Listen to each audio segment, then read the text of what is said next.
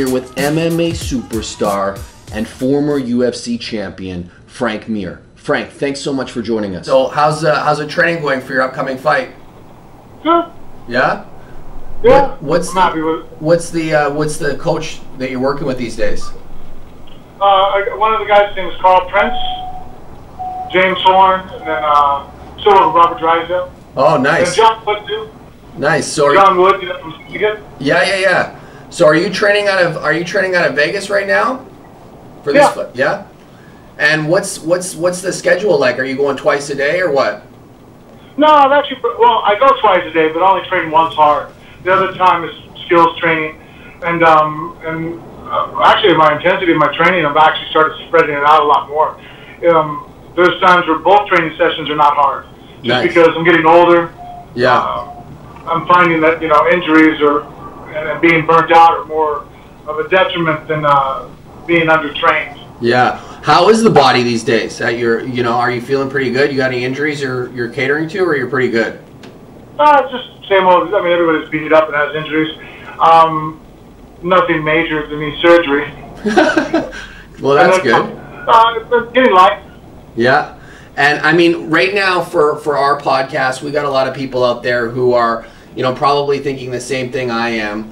I mean, going into this fight, what's the mentality? What's the strategy? What's the, give us kind of like the Frank Mir game plan. Well, I think that, Javier Ayala, the guy I'm fighting December 14th in Honolulu, I think, he's a really good athlete. He has decent skills everywhere. But I think, I really outskill him in almost every aspect of the sport. The only area is that, he's still a very powerful young guy. So he's still capable of catching somebody. So I look to make sure that the first round is a lot of grappling, but, wear him out, put him in an area that definitely I'm heads and shoulders above him at. And there's not a lot of lucky chokes that happen. I pointed out before, he has a knockout over Sergey Karatanov, who knocked him out in 16 seconds. And Sergey is a very, very good striker. So that's just my point, that even though Sergey probably, is technically a better striker than Javier Ayala, Javi's still very powerful and very explosive, and if you underestimate him, he could catch you. And I mean, what's the mentality when you've been going into fights, and maybe you're not all there, maybe you've got a lot of going on in your life? How do you perform? Like, how do you get yourself psyched up? Is there something that you do, like when you're tired, you're not really into it? What do you do to perform, Frank? Well, in those days, if it's a day I have to perform as a gut check, I just focus on little things. Just one foot in front of the other. Sometimes when you have a task ahead of you and you're going to a training session, you start counting, okay, I got this many minutes of this, or I have this many reps of that, I have this much duration of this, and it starts becoming daunting, and you're already probably not feeling motivated. That's going to just be overwhelming and not probably add to it. So I just try to breathe and go, okay, what's the first thing we have to get through, and let's just take care of that. And I'll focus on that one task. And then the next task will come up, all right, now we have to do this. Okay. And now it's step by step, and it's not as overwhelming. Right. And I mean, in all the people you've been in some pretty badass fights. Who would you say your toughest fight has been, where you've been really like you've been going toe to toe, you really felt it? Who would be the toughest fight you've been against? Well, I mean, I've losses, so I guess you can go off of that. But as far as the toughest fight, as far as me to prepare for, is that I always have a grappling advantage over everybody I pretty much in the submission game, I'm worried that if I go, in fact, anytime it's been brought up in training camp, like, well, what if he catches you in the Kimura? It's almost like everybody slaps, like, all right, that's a joke, right? And then the fight with Nogueiras were always very difficult for me psychologically, because I never realized how much I had leaned on that, going, well, if all else fails, if we hit the ground, I can still choke the guy. When I fought Minotauro, both times that was very much of a daunting task, because I'm like, shit, there's no clear-cut advantage that I have on the ground over this guy. He very well could catch me in a submission and finish me. So I remember the preparation was different, because that's the first time in a fight I ever had that taken away from me, where that was it was like Dumble's feather, and I was asked to fly now for the first time. And how would you say, like, when you were going into that fight against Brock, which I'm sure you remember the intensity, the hype. I mean, what were you thinking going into that fight? Like, what was the mindset? Were you thinking that you were gonna go for the leg, or like, was that the game plan? With Brock, no. The very first time, I really just went in knowing that I was facing a guy who was a national champion wrestler, very good collegiate wrestler, and then obviously he decided to go into pro wrestling because that's where the money was for him at that time. And so I knew he had a great foundation, and I just thought that attacking limbs would I thought that it would be easy on the ground just because it was something he wasn't used to. He's used to obviously wrestling at a high level with takedowns and controlling position. But as far as someone off their back going through your legs, that's not something that he had seen his whole life. Whereas, shoot a double on the guy, and he's seen that a million times. Yeah, and I mean, when you say to me, you're like, nobody's going to be able to step in the octagon or with me based on your skill set in terms of, your jiu-jitsu. I mean, what year, like, how old were you when you started? Like, was it like something that you started at like 10 years old? Give us some background on why you have such a strong belief in that. Well, I mean, just because of my production of submissions and fights. But I think now, honestly, I know I'm 6'2", but really, as far as MMA is concerned, there's no heavyweight in the world that knows more about MMA than I do. If we sat down and they were to give a test and sit there and break down moves, everywhere from the boxing range to kickboxing to wrestling to jiu-jitsu, combined, there might be a few guys in the world that might have an area that they understand a little better than I do, or just as well. But as far as the total package, no. My skill level as far as the mental aspect of MMA, I've been doing it now since 2001. I've been a professional fighter in mixed martial arts, always working with different camps, different coaches, been exposed to it, worked as a commentator. There's, you would be hard-pressed to find someone more immersed in the technical aspect of our sport. What do you got coming up? I mean, after MMA is done, what's the next phase for Frank Mir? What can people see you doing? What's your future look like after MMA? Well, right now I do some of it now. I do commentary. I do color commentary for the ACB, and Bellator, doing analyst work. It looks like possibly coming up here September with the Tito Ortiz and Chuck Liddell fight. I think I'll be on that crew also. So, I mean, analyst work, talking about fights, breaking it down so people can understand it. Some people can break down a fight when it's said and done and very slow, but I don't think anybody does it better than I do on the spot. Fast, pointing out the flow of what's going on and explaining to people what's happening in the fight. I remember, Dean was telling me back when Dean was managing you that you were a doorman back in the day, when you were, what was the club, Spearmint Rhino you were working at for most of the time? Yeah. You ever miss any of those, like, those kind of brawls? You ever like getting down? You ever think back and you're like, oh, shit, I missed that. I wish I would have got, get a little bit more of that taste of that action. Do you miss that ever? Fighting in a street fight has its advantages, but that sensation I get to feel when I'm in the gym training with people. As far as a hard sparring session, hard training, and getting to have an adrenaline dump and a fierce battle. The only advantage that sometimes was fun about being in a fight, not in a professional setting, is that you get a good night's sleep the night before. You're not thinking about it. Like everybody talks about street fights. So I'm like, dude, street fights are easy. Yeah. Everybody can be a street fighter. Yeah. If I jumped you right now, you're not going to fight me back. Yeah. I mean, if I started punching on you and I cornered you in a room, you're going to fight. Yeah. Everybody fights. But if I sit there and go, hey, tomorrow, if you show up, I'll give you some money to fight this guy who's very dangerous. Very few people are going to show up. They're going to come up lame. They're going to have bad backs. They're not going to sleep well. They're going to sit there and go, even if they show up, they'll be like, dude, this has been the most miserable 24 hours of my life. I'm like, yeah, welcome to my world.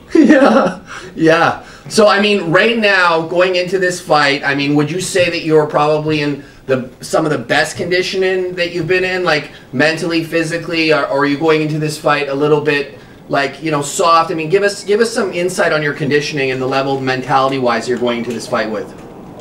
I mean, mentally, I feel very sharp. I've had some, I had 2 years off where I didn't get to do any competitions. My first fight was Fedor, and that was a hard fight. I'll probably come back to, but it's a fight that I still feel that I'm much better than him technically. I knocked him down, and I got really cocky and just thought it was going to be too easy to knock him down again, and forgot that he also hits really hard. So I got caught in that fight. But then I've had 2 grappling competitions since then. and so I fought. I got a gold medalist in judo, and it was my first time doing a grappling competition a long time, and I lost because it's basically takedowns, for lack of a better term. I don't know whatever Shidos are. And then I fought Forrest about 2 weeks ago. We fought in a grappling match, won on points on that one. But Forrest and I have trained together so many times that I didn't really see it possible for me to submit him. He kind of knows all my best tricks. It's like having a wife for 17 years. She knows all your stories, you know? Yeah. Well, my money's on you, so that's why I kind of been pressing that question, because I'm betting big on you this fight coming up. What about what about supplements? Are you using any supplements right now? Anything at all in your arsenal? Well, right now, I mean, obviously you have to be big on protein, especially because I try to avoid red meat and a lot of chicken. You know, I basically try to be pescatarian as much as possible. Yeah. So that doesn't make it easier if you eat. I mean, there's times I eat complete vegetarian meals. So to supplement my protein intake, I take a lot of protein shakes. Nice. And then I take glutamine before I go to bed at night. I'm big on vitamin D and vitamin C in the morning, and then I take a multivitamin on top of that. I just try to get additional. Not because I think that taking extra vitamins is going to make me perform better, but I'm positive that if I'm deficient in something, then it'll hurt and hinder my performance. And then I take magnesium if I start cramping up. I have a fizz that I like. So, and then honestly, right now, not that Nutrabolics has a supplement like that, I'm not aware, but I've been working with a company doing a lot of CBD stuff. Nice. And I know as far as inflammation, you know, hey, well, you guys are legal for everything now, federally up there. Not federally, you know, countrywide. Yeah. But I really am a strong believer in CBD now. Nice. And what about like sex pre-fight? Are you going like, can you do the whole month that a lot of fighters do? A week, a day? Like, give us the rundown on that. An hour? My opponents probably don't want to hear this, but some of them can probably know I've had sex right before I fought them. You know what I mean? Like, no, I mean, wow. Sex is a relaxing thing. Yeah. The whole testosterone. In fact, actually, everything I've ever seen on studies, people who aren't having regular sex, it actually drops your testosterone. So I think that, I mean, obviously, I'm not going to have a marathon session with the wife and all of a sudden shoot my legs off, you know, I mean, and I, you know. But yeah. I mean, I'm not going to run around for 2 hours either. So, right. As long as you're having, you know, a normal, laid-back sexual experience, I think it's good for you. You know, everybody's wound up and tight. You're frazzled that day because it's stressful that you're walking out in front of thousands of people. Millions of people are going to be watching. Yeah. So I think that it's more than an acceptable. And actually, I think it's healthy for you. And it's part of my routine. Is the day before. I'm very much, you know, getting down. Yeah, a lot of the fighters telling me they're going in a way that's not going to piss my wife off. Yeah. Like, oh my God. I gotta ask some interesting questions, right? That maybe somebody hasn't asked you before. Listen, so I won't take up too much more of your time because I know you're a busy guy. You got a lot happening. Why don't you give us a little bit of a rundown? Do you got anything going on, like in terms of anything people should be looking for, clothing, courses, anything you want to just straight up plug right now? I mean, now's the time. Oh, yeah. Well, I mean, I work with Gamburu is the clothing and shorts that I wear. I love the company. It's a great, you know, things for me to perform in well. I've been working with Black Belt CBD right now, so that's who I've been using all their CBD products. And I'm actually going to be in England next week doing some seminars and getting some training in with one of my trainers before I head off to ACB. I'll be with Carl Princey, and then we'll be in Moscow. So we're calling the fights for ACB on the 10th.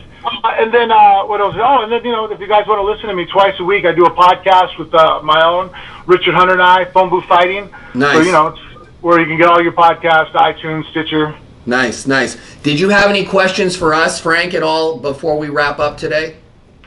Yeah, do you guys have any CBD products now going that route? Because I'm noticing it's starting to become a bigger area.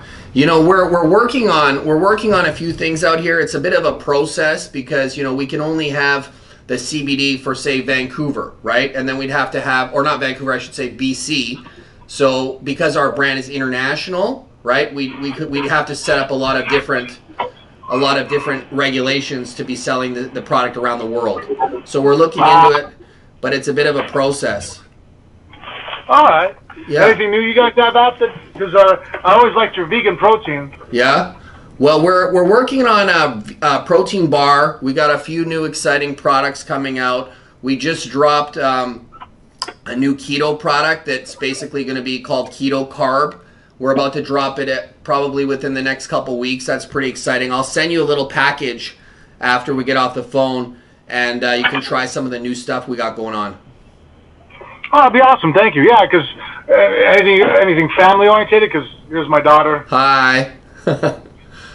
State champion wrestler already at 8th grade. I'm a high school level, pinned all the juniors and seniors. Wow. And she played in Gorman High School. She plays on the freshman team as a linebacker and fullback and kicks the full extra points. Oh, nice, nice. Is she looking for, are you her manager? Are you her manager for all the people out there who want to sign her? She's only 15.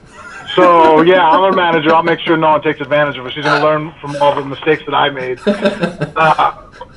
All right. But, so, yep, so she's the next one you'll see, Lady Mare. Nice, nice. All right, well, listen, thanks again, Frank, for coming on the podcast, man. We really appreciate it.